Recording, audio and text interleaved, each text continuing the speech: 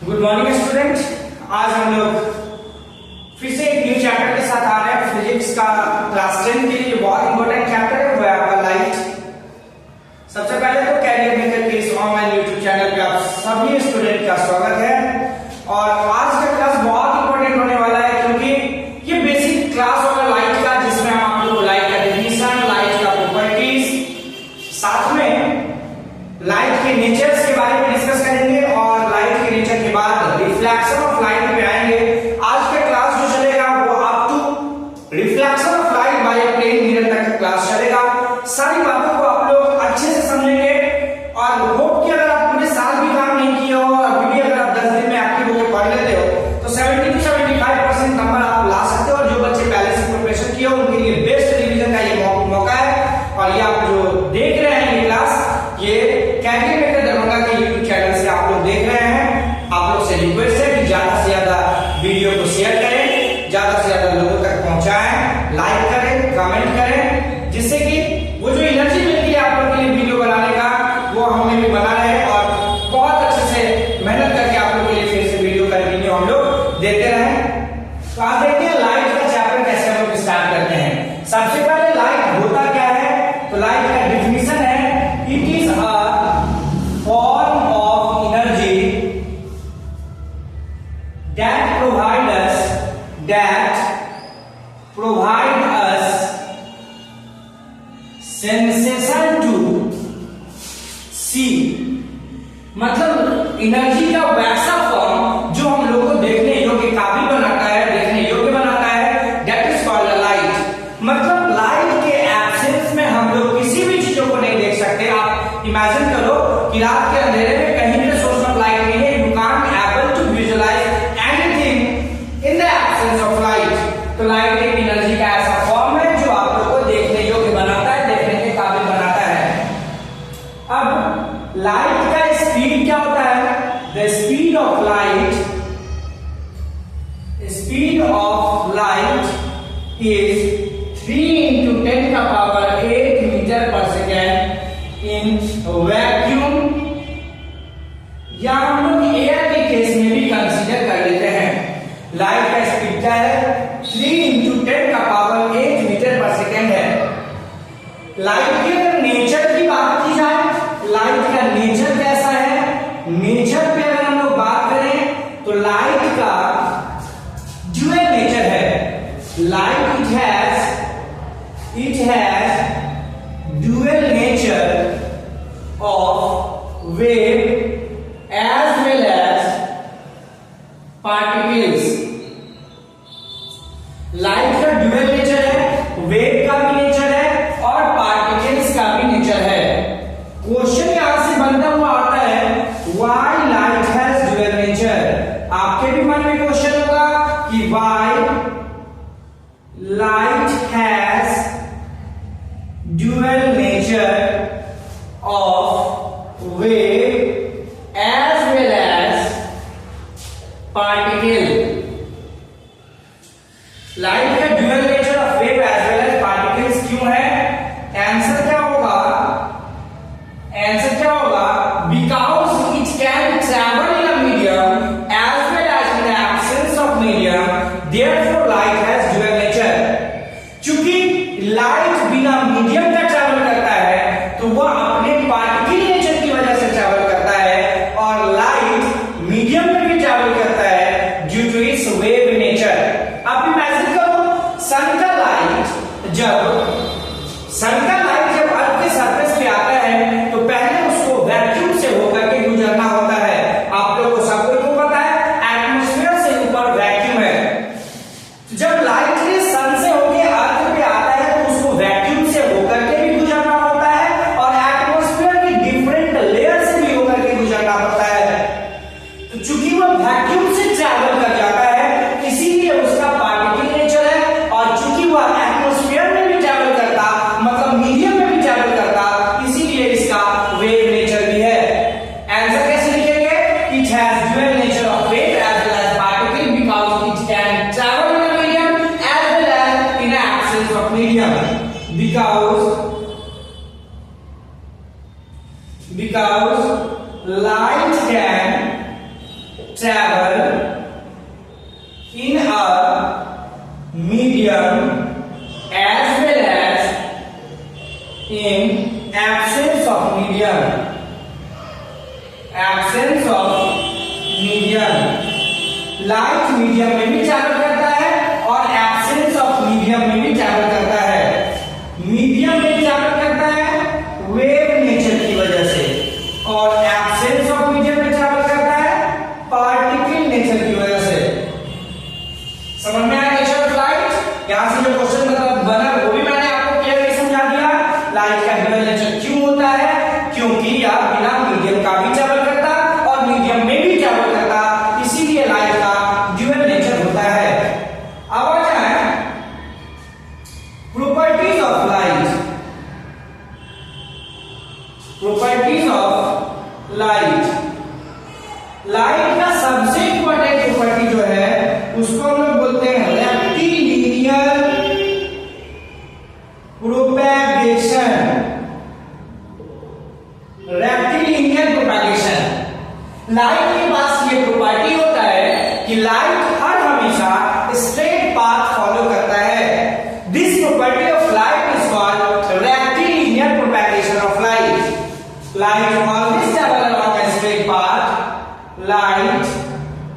Always travel along a straight path. Light always travel along a straight path.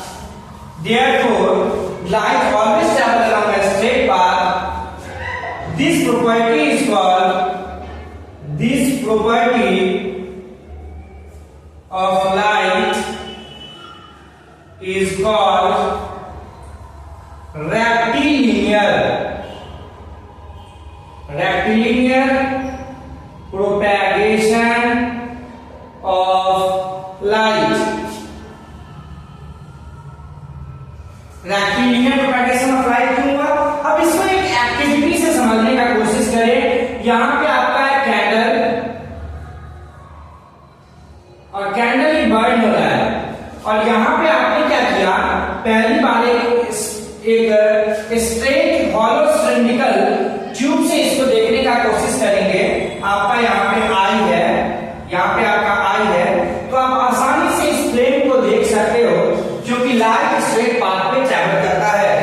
वहीं इसी observation को जब आप एक टेढ़ा हुआ मतलब एक घुमा हुआ एक पाइप से देखने का कोशिश करेंगे तो हम लोग नहीं देख पाएंगे कैंडल फ्लेम को। इसमें क्यों देख पाएंगे? क्योंकि लाइट स्ट्रेट पाथ में फॉलो करता है। इस केस में नहीं देख पाएंगे क्योंकि लाइट बेंड नहीं हो सकता, इसीलिए हम लोग नहीं देख सकते हैं। This activity shows that light always travel along a straight path.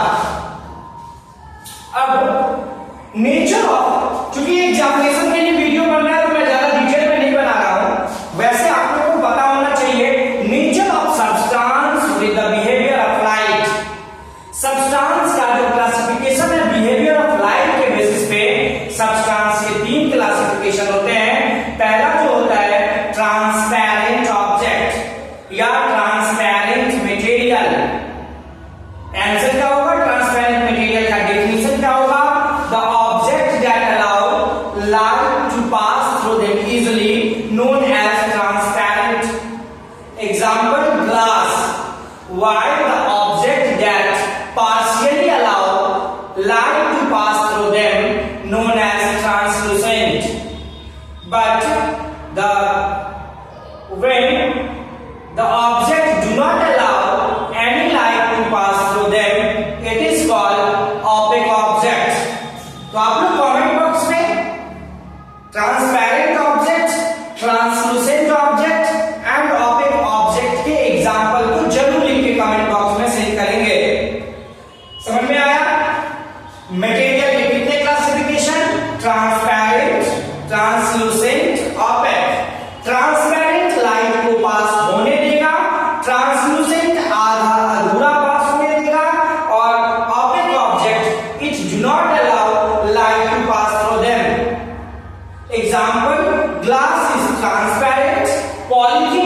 translucent and wall is opaque object. अब मैंने यहाँ पे लिखवाया है कि be able to see provide a sensation to see, मतलब लाइट के प्रेजेंस में हम लोग क्यों किसी भी चीज को देख पाते हैं। क्या ऐसा होता है कि लाइट के प्रेजेंस में हम लोग किसी चीजों को देख पाते हैं। तो यहां से एक इस क्वेश्चन का आंसर करने के लिए आपको रिफ्लेक्शन को पढ़ना होगा। जब लाइट रे किसी सोर्स से निकलकर ऑब्जेक्ट पे पड़ने के बाद हमारे आंखों से आकर मिलता है, तभी हम लोग किसी भी चीज को देख पाते हैं। राइट क्वेश्चन हाउ, मैंने डिफिनेशन में बताया था कि we able to see any object in a presence of light. आपके मन में क्वेश्चन आना चाहिए, how we able to see any object in a presence of light. How का आंसर आपको कैसे करना है। सिंपली सोचिए, जब लाइट से किसी सोर्स से निकलकर ऑब्जेक्ट पर पड़ने के बाद हमारे आंखों में आके मिलता है, तब हम लोग किसी भी चीज को देख पाते हैं। एग्जांपल मैं आपके सामने कर रहा हूं, मेरे पीछे बोर्ड पे कुछ भी अगर लिखा हुआ है, हम लोग जैसे कि पढ़ रहे हैं लाइट ही पढ़ रहे हैं, यहाँ के पीछे में लिखा हुआ है कैलकुलेटर, हम नहीं देख पा रहे हैं। क्यों नहीं देख पा रहे। लाइट तो सोर्स से निकल रहा है, लेकिन रिफ्लेक्ट होने के बाद, टकराने के बाद हमारे आंखों में आके नहीं मिल रहा है, हम लोग नहीं देख पा रहे हैं कि पीछे क्या लिखा हुआ है। तो क्वेश्चन आपको write question, how we able to visualize the things in the presence of light. Question, how we able to see any object in presence of light. Presence of light, answer क्या होगा। when a light coming from the source get reflect from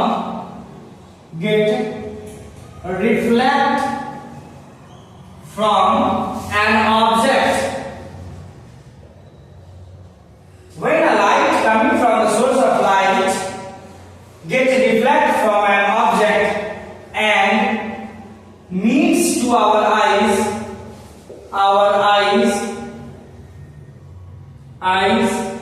then we able to see an object. जैसे यहां पे एक object है, यहां से source of light से लाइट रे निकला और इस पे पड़ने के बाद यहां पे मेरी आंखें हैं, यहां पे आंखें हैं और आंख में आके मिल गया, तो हम लोग किसी भी चीजों को देख पाते हैं। और यहीं पे मैंने एक वर्ड लिखा है रिफ्लेक्ट, मतलब चीजों को दिखने के लिए रिफ्लेक्शन का होना जरूरी होगा। तो अब हमारे पास एक टर्म आता हुआ दिख रहा है रिफ्लेक्शन। तो right topic reflection of light. Topic क्या होगा, reflection of light.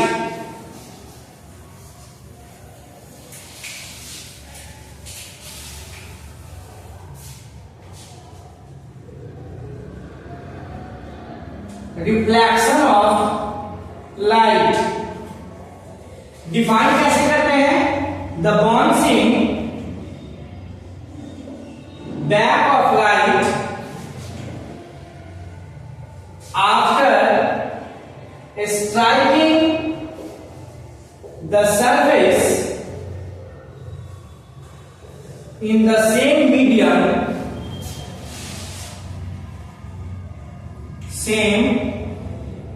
medium called reflection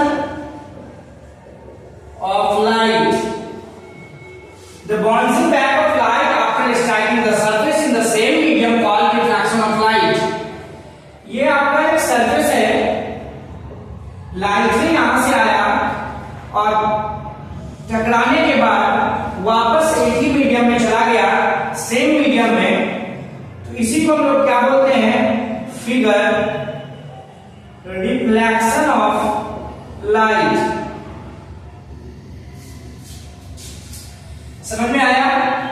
light है सोर्स से निकलकर ऑब्जेक्ट पे पड़ने के बाद सेम मीडियम में अगर चला जाए तो इसी को हम लोग रिफ्रैक्शन कहते हैं। The bouncing back of light after striking the surface in the same medium called refraction of light. Reflection के टाइप कितने होते हैं?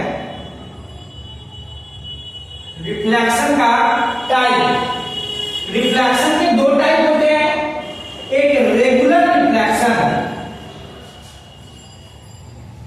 रेगुलर रिफ्लेक्शन, और दूसरा जो होता है वो इरेगुलर और डिफ्यूज्ड रिफ्लेक्शन।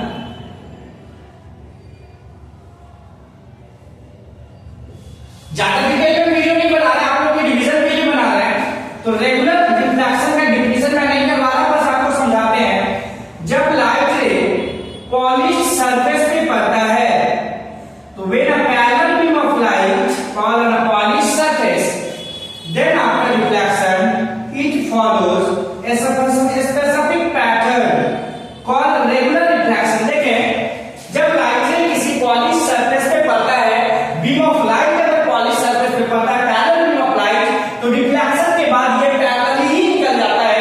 इस टाइप के रिफ्लेक्शन को रेगुलर रिफ्लेक्शन कहते हैं। जबकि जब parallel beam of light rough surface पे पड़ता है तो रिफ्लेक्शन के बाद ये स्कैटर्ड हो जाते हैं, ये रिफ्लेक्शन के बाद स्कैटर्ड हो जाते हैं। When a parallel beam of light fall on a rough surface, then after reflection it do not follow a specific pattern called irregular refraction। जब parallel beam of light rough surface पे पड़ता है तो reflection के बाद ये scattered कर जाता है, स्पेसिफिक पैटर्न में नहीं जाता है। इसी को हम लोग इरेगुलर रिफ्लेक्शन और डिफ्यूज्ड रिफ्लेक्शन कहते हैं। अब आ जाते हैं टर्म रिलेटेड टू रिफ्लेक्शन, जिसको स्क्रीनशॉट लेना है आप लोग ले सकते हैं। अब हम लोग आगे बढ़ते हैं term related to reflection.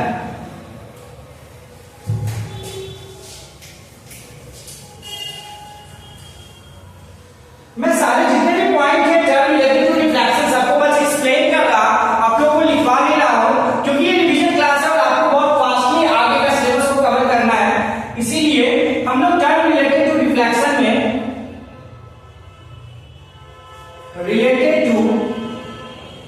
Reflection में देखते क्या है, देखिए एक फिगर बनाते हैं रिफ्लेक्शन का। लाइट रे सोर्स से आया, रिफ्लेक्शन हो गया, ऐसे चला गया, और यहां पे हम लोग एक परपेंडिकुलर सरफेस से ड्रॉ करते हैं।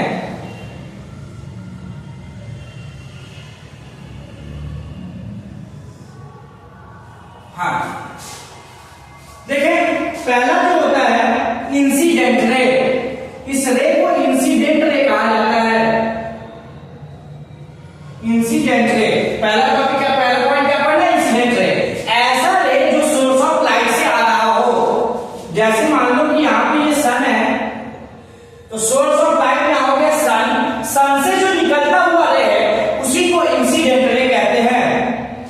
ऑब्जेक्ट में टकराने के बाद, रिफ्लेक्शन के बाद जो रे निकलता है रिफ्लेक्टेड रे कहलाता है। रिफ्लेक्टेड रे, द रे दैट कम्स